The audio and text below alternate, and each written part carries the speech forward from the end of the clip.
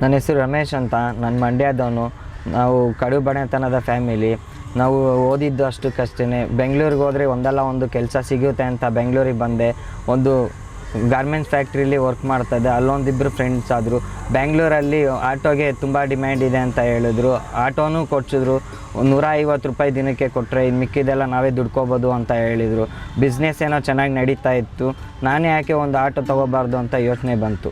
ನನ್ನ friends auto loan ಕೂಡ ಕೊಡ್ಸಿದ್ರು. ಸ್ವಂತ ಆಟೋ ಏನೋ ಬಂತು. ಅದ್ರ ಹಿಂದೆಗಡೆ ತುಂಬ ಪ್ರಾಬ್ಲಮ್ಮು ಬಂತು. ಒಂದು ಸಲ ಆಟೋ ಆಕ್ಸಿಡೆಂಟ್ ಆಗಿ ನನ್ನ ಉಳಿಸಿದ ದುಡ್ಡೆಲ್ಲ ಖರ್ಚಾಯಿತು. ಮನೆಗೆ ಅಷ್ಟೋ ಇಷ್ಟೋ ಅಂತ ಅಮೌಂಟ್ ಕಳಿಸ್ತಾಯಿದ್ದೆ. ಇವಾಗ ಅದೂ ಆಗ್ತಾಯಿಲ್ಲ.